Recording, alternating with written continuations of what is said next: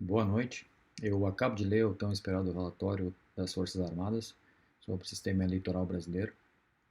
Ele foi publicado há poucas horas. Agora é dia 10 de novembro de 2022. Deve ser em torno de 3 horas no Brasil. Aqui é perto de 1 hora da madrugada. É fundamental entender que esse relatório é um relatório técnico, embora muitas pessoas estejam esperando alguma coisa muito contundente. A forma como ele é apresentado não leva a esse entendimento, mas uma análise técnica desse relatório vai mostrar o quão incisivo ele é. O Exército, obviamente, tem uma maneira muito sutil de lidar com as coisas, pelo seu caráter de instituição, é muito comedido com toda a sua apresentação e formalidade, não faz não monta nenhum cenário para fazer isso. Essa apresentação sequer teve uma convocação de imprensa. Então é uma apresentação técnica, mas se a gente olhar com olhos técnicos, é uma coisa gritante, digamos assim, em termos do que ele revela. Aqui eu selecionei algumas partes do texto para apresentar.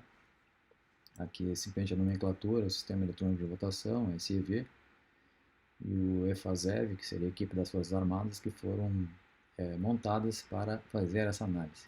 Cabe lembrar que isso começou no dia 2 de agosto apenas, 2 meses praticamente antes das eleições. Então, o tempo que foi disponibilizado para fazer essa fiscalização, tá? Porque não é uma auditoria, a gente sabe que as urnas não são auditáveis, isso dizer que a urna é auditável é uma grande fake news. Então, nada que tu não possa verificar toda a parte do processo e fazer uma contabilização nova, né? É impossível, então, fazer qualquer auditoria, né, num sistema desse. Um sistema não pode ser recontado. Falar em recontar a urna eletrônica é simplesmente repetir um processo computacional, quantas vezes você repetir ele, vai dar simplesmente sempre o mesmo resultado. Bom, o TSE, quando disponibilizou, incluiu as Forças Armadas para fazerem uma participação nessa fiscalização, colocou uma série de regras, que estão descritas aí, não as regras em si, mas tem referências ao documento, nesse documento apresentado pelas Forças Armadas. Inclusive uma nota aqui, FFAA, a Band apresentando aí uma apresentação dela, não dizia, não sabia, não entendi o que é dizer que essa sigla não existe, mas na verdade FFAA simplesmente é Forças Armadas, e o F duplo significa simplesmente que é plural, e o A duplo também significa que é plural, assim como EEUU, que seria Estados Unidos, né? Uma abreviatura muito usada. Então, o que acontece é que a apresentação do relatório diz que a EFASEV, que são as forças do Exército, não conseguiram ter uma análise sequer próxima do que poderia ser disponibilizado pela resolução do TSE. Então, de modo semelhante, o trabalho da EFASEV se restringiu à fiscalização do SEV, não compreendendo outras atividades, como, por exemplo, a manifestação acerca de eventuais indícios de crimes eleitorais. Ou seja, a participação das Forças Armadas foi extremamente restringida pelo TSE, ou seja, limitada. O que se podia fazer, todo o escopo de abrangência foi totalmente controlado pelo TSE. Então, não é escopo desse documento avaliar o grau de segurança do SEV, que é o Sistema Eletrônico de Votação. Então, não, sequer a avaliação da segurança está no escopo disso, ou seja, tanta limitação que o TSE colocou em cima das Forças Armadas que eles não podiam sequer fazer uma manifestação eficaz em relação à análise que está sendo feita. Uma coisa importante, acesso ao código-fonte. O que é o código-fonte? O código-fonte é o programa de computador. Não sei se eu me apresentei, mas eu sou engenheiro eletrônico e também especialista em programas de computação e sistemas informatizados.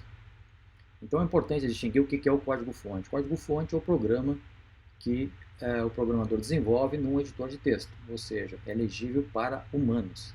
Então se usa uma linguagem, né, depende da linguagem de programação que é usada para desenvolver. Nesse caso, certamente foi a linguagem C. Então, ali no código-fonte tem todas as instruções que o sistema vai desenvolver durante a sua execução. Mas o código-fonte não é o código que vai parar dentro da urna. O código-fonte precisa ser compilado, precisa ser transformado em linguagem de máquina, e aí sim, depois que está transformado em linguagem de máquina, essa linguagem de máquina é transmitida para dentro da urna para ir ser executado no hardware, que é o hardware da urna. O TSE autorizou os técnicos a acessarem a sala de inspeção, portanto, somente papel e caneta. Isso aqui é um detalhe importante, eu estou colocando aqui o texto para vocês, para que possam ler diretamente no documento, que toda essa análise, eles não podiam copiar código, usar algum programa, algum editor de texto para fazer qualquer análise. Era simplesmente papel e caneta, ou seja, é ridículo as ferramentas que eles tinham disponibilizadas para eles para poder fazer qualquer anotação, qualquer análise, porque mesmo todo o tempo que eles tiveram disponível a isso, que é um tempo extremamente exíguo, não é crível que se possa fazer qualquer análise com uma ferramenta desse tipo. Em pleno sistema de computação, usar papel e caneta é algo assim que beira o ridículo. Não foi autorizado o acesso ao sistema de controle de versões do SEV, o que inviabilizou a comparação da versão compilada com a versão fiscalizada e também impossibilitou a aferição da correspondência entre código-fonte.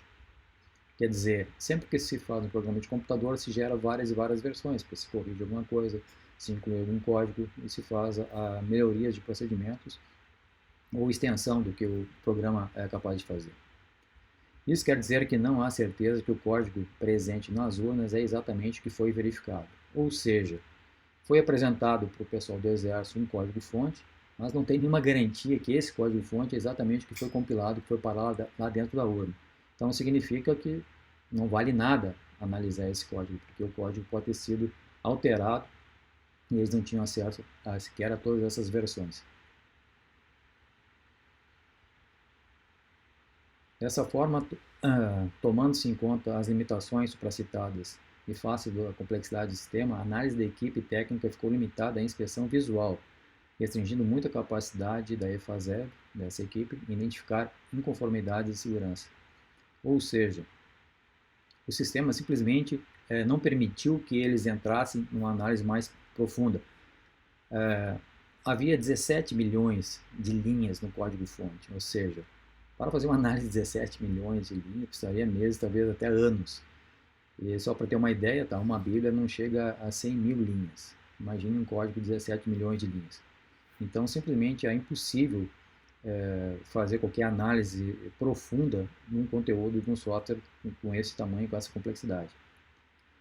Em complemento ao já abordado, cumpre ressaltar que, no contexto das limitações acima descritas, a natureza do código e a complexidade do sistema restringem o entendimento das funcionalidades da solução. Ou seja, não tem como um programador, um técnico do Exército entender exatamente como o sistema funciona, porque é enorme, é gigante o sistema. E com o tempo que tinha as ferramentas disponíveis, simplesmente é impossível tu analisar e saber o que vai efetivamente acontecer quando esse programa entrar em execução. Eu estou querendo ser bastante sucinto, tá? Para que vocês entendam o mecanismo e entendam basicamente o que isso significa para nós leigos que estamos querendo entender se o processo é um processo idôneo ou não. Por isso, a equipe é de parecer que somente um teste de funcionalidade em condições normais de uso poderia atestar que o conjunto de hardware e software do serve funciona corretamente, ou seja, realizam o que deveriam e apenas o que deveriam fazer. Quer dizer que eles não têm como avaliar se realmente todo aquele código que foi programado para simplesmente selecionar os candidatos e escolher quais os votos que foram dados para cada um deles e computar isso corretamente dentro daquele hardware da urna eletrônica, que isso seria possível, fazer possível chegar a uma análise, uma conclusão de que isso está funcionando perfeitamente. Depois de participar da cerimônia de assinatura digital da criação do sistema, durante a realização dos procedimentos técnicos, foi observado que os computadores utilizados no processo de compilação acessaram infraestrutura de rede para a obtenção dos códigos-fontes ou bibliotecas de software de terceiros. O que é isso? Quando tu compila um software, vai pegar esses 17 milhões de linhas e vai transformar num código binário.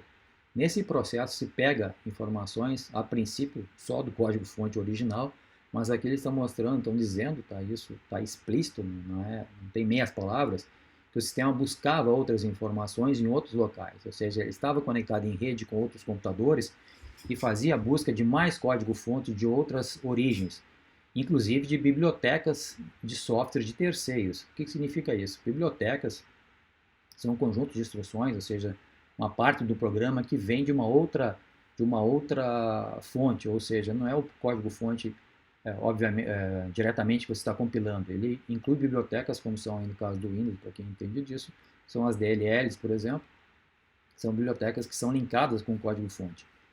E ainda, além do mais, são código-fonte de terceiro que o Exército simplesmente não teve nenhum acesso a isso. Quer dizer, as 17 milhões de linhas, eles não devem ter visto mais que 100 mil, 200 mil linhas. Então isso é quase nada dentro do conteúdo total do software. E ainda assim, imagina um software que vai lá para compilar e vai buscar informação de outras fontes, que não tem nem ideia do que é e nem foi dada essa informação. Na ocasião, não foram informadas as estruturas acessadas ou suas localizações, impossibilitando aferir a correspondência entre o código-fonte inspecionado e o efetivamente compilado. A ocorrência de acesso à rede durante a compilação pode configurar um relevante risco de segurança ao processo. Eu não diria se risco vai levar simplesmente um risco. Isso faz com que tudo que esteja sendo compilado não tenha nada a ver com aquele código-fonte original. Porque basta tu buscar uma biblioteca que vai substituir uma rotina que estava dentro do código-fonte e o código simplesmente fica uma bagunça ou uma coisa muito bem organizada, né? Mas totalmente diferente daquele software original. Então, bastaria, a gente poderia até parar a análise desse sistema por aqui, porque isso aqui já diz tudo. Simplesmente o Exército foi lá, vê um software, analisou uma parte do software e o que vai parar lá dentro da urna é uma coisa que corresponde a mais de 90% do que não foi visto pelo pessoal da equipe do Exército. Então, simplesmente não tem como dizer que aquilo que eles viram foi parar dentro da urna assim como foi visto, porque quando tu coloca começa a aglutinar outros softwares, outras bibliotecas terceiras, tu perde todo o controle. Porque o que acontece?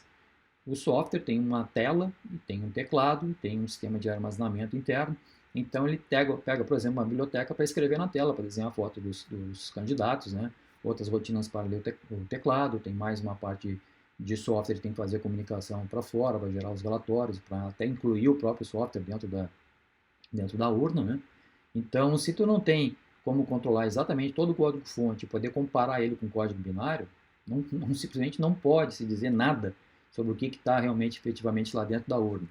O que o Exército deveria ter feito, em qualquer sistema que quisesse fazer uma auditoria até em termos de software, não em termos de resultado, ele teria que, no mínimo, pegar algumas urnas por amostragem, tá? Selecionar essas urnas e depois pegar o código-fonte com as suas próprias ferramentas e compilar esse código-fonte e ver se realmente ele gerou um código que é exatamente igual àquele que está dentro da urna. Se isso não acontece, esqueçam, porque não tem como ter nenhuma fidedignidade entre o código que se esperava colocar dentro da urna e o que efetivamente foi parar lá. Então é um absurdo a coisa acontecer dessa forma, ou seja, na verdade as forças do Exército foram lá só para dar um caráter, né, de transparência, mas eles foram totalmente cerceados em tudo que eles poderiam fazer, foram limitados, eles não tinham ferramentas para fazer a análise que eles gostariam de ter feito.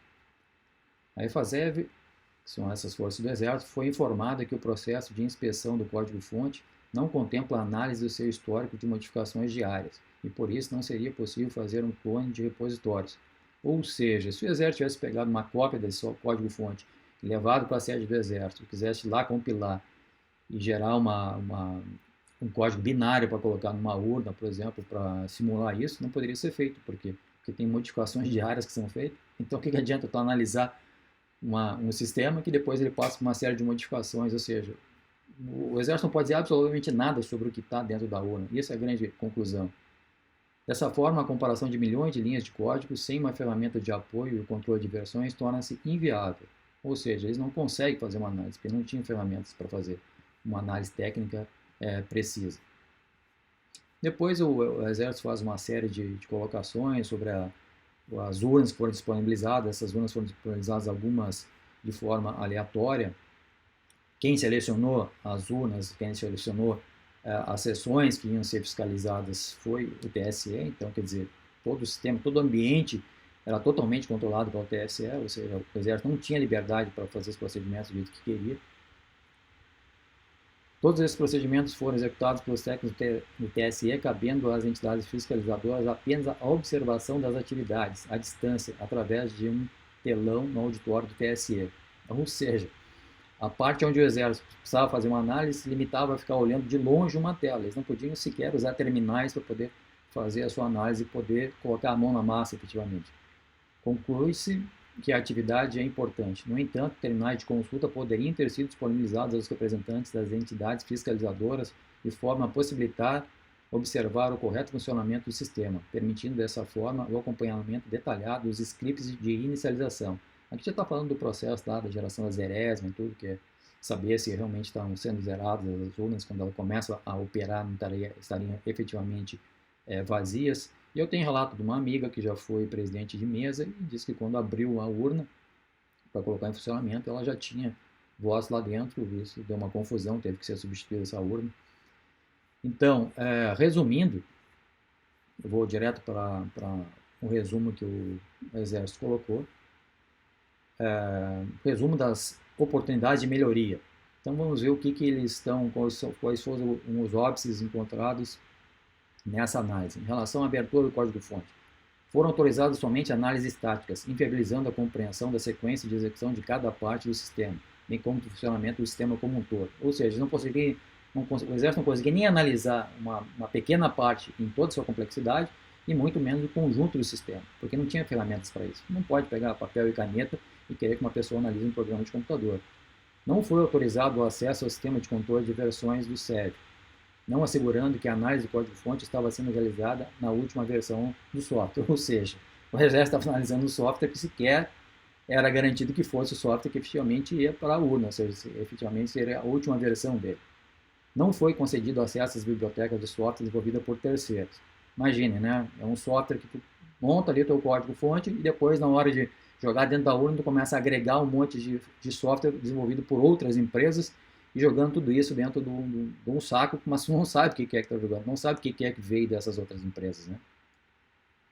As restrições à fiscalização no ambiente de análise dificultaram a inspeção em um sistema complexo que possui mais de 17 milhões de linhas de código. Então, como eu falei antes, né, uma Bíblia tem menos de 100 mil linhas. Esse sistema da urna tem 17 milhões de linhas de código. É uma coisa estupidamente grande. Cerimônia de assinatura digital e lacração dos sistemas, porque eles fazem uma cerimônia que lacra nesse sistema para que, teoricamente, ninguém mexa dali para frente. Foi observado que os computadores utilizados no processo de compilação acessaram infraestrutura de rede que não foram informadas as estruturas acessadas ou suas localizações. O processo de inspeção do código-fonte não contempla análise do seu histórico de modificações. Ou seja, de novo, eles simplesmente lacraram o sistema ao qual foi agregado uma série de outras coisas que eles totalmente desconhecido o conteúdo do pessoal que fez essa análise. Cerimônia de verificação dos sistemas eleitorais instalados no TSE. Os scripts foram apresentados em um telão do auditório, dificultando a fiscalização. Teste de integridade. A faixa percentual de células inseridas atualmente em 75% a 82%. Mostrou-se aquém dos dados estatísticos de votação real. É porque onde o espectro amostral que eles usaram para poder fazer os testes de campo ficaram muito aquém do que pudesse dar uma conotação ou uma abrangência do que é a realidade do pleito. Projeto piloto com biometria. As urnas foram escolhidas pelo fiscalizado 10 dias antes da votação. A aleatoriedade na seleção das urnas foi reduzida. O número de eleitores que aderiram ao teste foi baixo. Ou seja, nas urnas com biometria foi muito pouca adesão de pouca gente para fazer os testes, e também quem escolheu as urnas onde seriam feitos os testes foi o TSE. Ou seja, todo um sistema que foi controlado, um ambiente extremamente controlado, extremamente reduzido, e sem dar chance, é como se a pessoa entrasse num brete ali sem poder olhar muita coisa, um papel e uma caneta na mão para analisar um sistema de computação. É algo assim assustador até mostrar da forma como isso se procedeu. Verificação da correção da contabilização dos votos. Os BU não foram disponibilizados em algumas sessões, que é um absurdo. Os BU não apresentaram dados de voto em trânsito, outro problema. Não foram disponibilizados os logs do transportador, receptor de arquivos de urna e banco de dados de totalização. Ou seja, As informações que saem das urnas e vão lá para ser processadas, tá? Não tem logs que pudesse acessar para ver se esse processo foi transparente ou não, porque imagina, pega um pendrive que tirou da urna ali com a votação, porque a urna não está conectada na internet, mas tem um pendrive que sai com todo o resultado dela. Esse resultado tem que ser transferido para jogar lá no sistema. Se não tem nenhum controle disso, pode ter um monte de pendrive pronto, uma votação pronta, quer dizer, deixa de fora toda a urna, deixa o resultado dela, bota aquilo fora e pode colocar qualquer coisa lá. Então, realmente, é um sistema que assusta da forma que ele é concebido e da forma também que a sua fiscalização foi disponibilizada. Cumpre destacar que o trabalho da EFASEV se restringiu à fiscalização do SEV, não compreendendo outras atividades, como, por exemplo, a manifestação acerca de eventuais indícios de crimes eleitorais. Ou seja, o Exército é como se fosse uma empresa contratada, olha, faz só isso aqui, mas não tem essa transparência de fazer o que o Exército achasse que era necessário ser feito. Entretanto, apesar da intenção de conferir transparência ao processo, as ferramentas e os procedimentos disponibilizados pela equipe técnica TSE para o trabalho das entidades fiscalizadoras não foram suficientes para uma análise técnica mais completa. É fato que, quanto à compilação, assinatura digital e lacração dos sistemas eleitorais, a ocorrência de acesso à rede durante a compilação dos códigos e consequente geração de programas, códigos binários, pode configurar elevado risco à segurança do processo, o que sugere a realização de uma investigação técnica para melhor conhecimento do ocorrido e de seus possíveis efeitos. Isso aqui, de novo, isso aqui é recorrente nesse relatório, né, de colocar que realmente um código que é compilado antes de ser compilado, ou durante a compilação, é agregado uma série de outras fontes de código que vêm através da rede, simplesmente você perde totalmente o controle do que está sendo gerado. E todo o trabalho realizado observou-se que, devido à complexidade do CEV e à falta de esclarecimentos técnicos oportunos e de acesso aos conteúdos de programas e bibliotecas mencionados no presente relatório, não foi possível fiscalizar o sistema completamente, o que demanda a adoção de melhorias no sentido de propiciar a sua inspeção e análise completas. Não permite afirmar que o SEV está isento da influência de um eventual código malicioso que pode alterar o seu funcionamento. Entende-se como importante promover-se a análise minuciosa dos códigos binários que efetivamente foram executados nas urnas eletrônicas, para superar as dificuldades e as lacunas da fiscalização e a carência de maior certeza quanto à eficácia do teste funcional.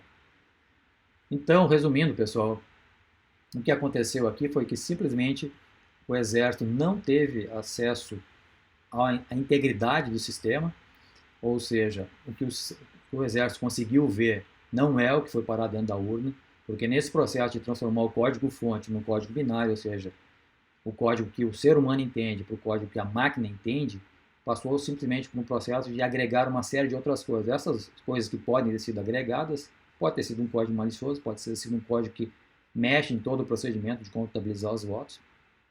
Então, simplesmente, resumindo, o resultado da análise do Exército diz simplesmente o seguinte: não sabemos o que foi parar dentro da urna. Eles não podem, obviamente, provar que houve fraude. Então, não pode também provar que não houve fraude.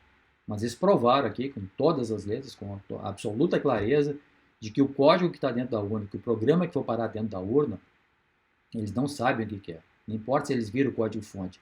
Tem uma lei também que diz que o código-fonte é disponibilizado para os partidos, né, políticos, para a sua análise, 6 meses antes da eleição. Tudo bem, depois aí 6 meses antes da eleição, eles não podem mais mexer nisso, esse código é compilado, mas como o próprio Exército está dizendo aqui, né, o código continua sendo alterado, então o que adianta ter visto lá 6 meses atrás? E outro detalhe muito importante, o que acontece entre o primeiro e o segundo turno? Não tem fiscalização nenhuma.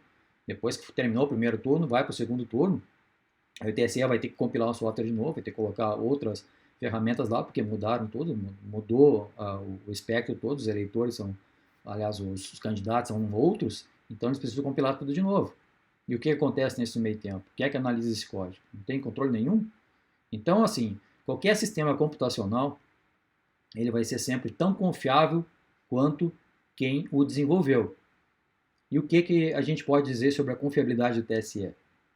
Ele proporcionou um sistema com total isonomia nesse processo todo eleitoral, todos os partidos tiveram a mesma oportunidade de se expressar, as pessoas que votavam num partido ou no outro tiveram possibilidade plena de dizer, de expressar a sua opinião, de fazer essa propaganda, houve cerceamento em alguém de usar imagens que de algum momento, né, durante a sua campanha, ou simplesmente isso foi igual para todo mundo?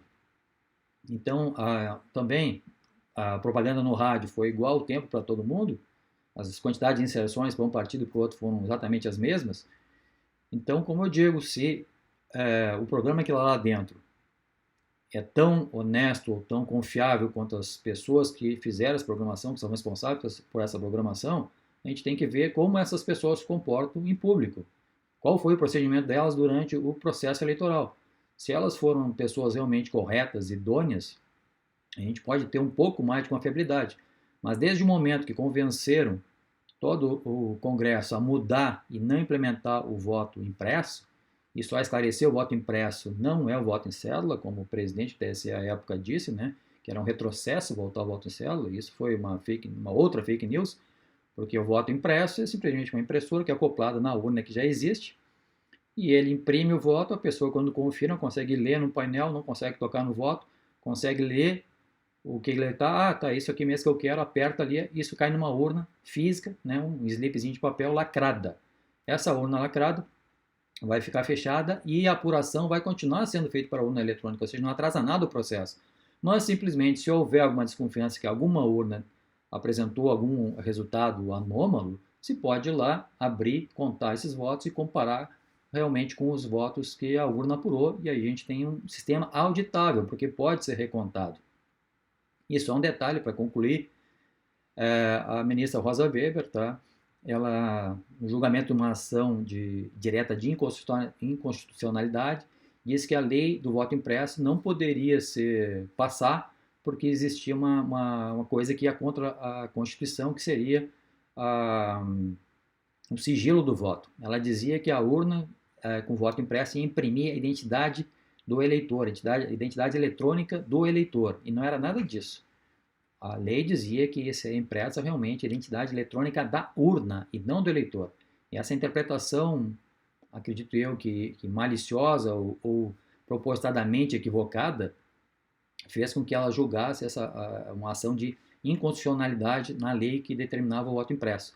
Mas, na verdade, por que é importante ter a identificação digital da urna? Porque se quando forem abrir as urnas, abrirem várias sessões ao mesmo tempo e se misturarem os votos, precisa saber que voto era de que urna. Então não tem nenhum problema em ter a identidade digital da urna ali para poder separar e colocar, não, esse voto pertence a essa urna. E o que ela deu a entender é que a identidade digital que ia ser colocado no voto era do eleitor. Mas isso foi ela que disse, porque a lei não diz isso. Então isso foi só um pretexto para dizer que era inconstitucional e para isso não ir adiante. Então, concluindo, o TSE fez tudo para que o voto impresso não viesse, não fosse, e não tem nenhuma razão para que isso não fosse, né, implementado, porque era uma transparência para o sistema. Então, se você quer um sistema que seja transparente, você tem que promover tudo que for possível.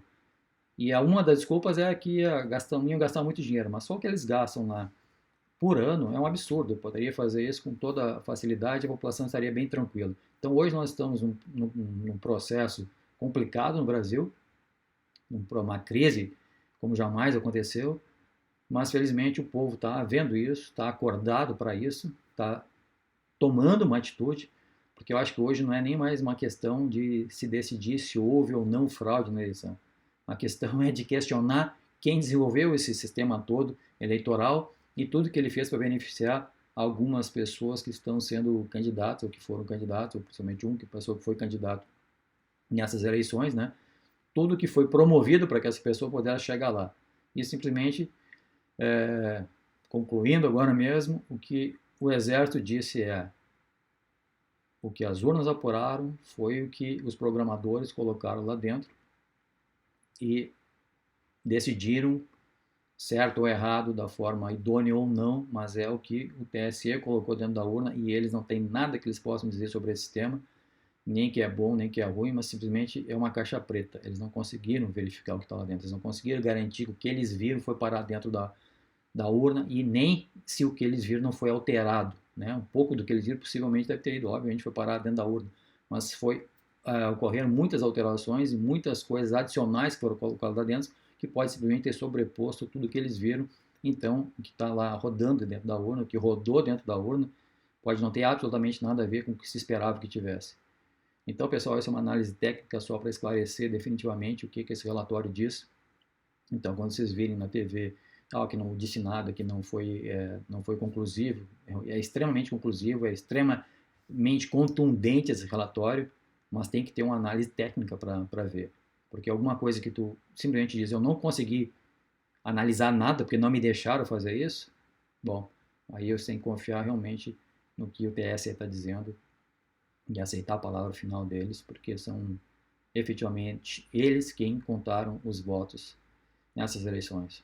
Então, minha solidariedade para todo mundo que está se manifestando, que está exigindo mais transparência e que quer um Brasil governado por gente confiável. Tenha um bom dia e espero que nós venhamos a concluir todo esse processo em bons termos e em muita paz.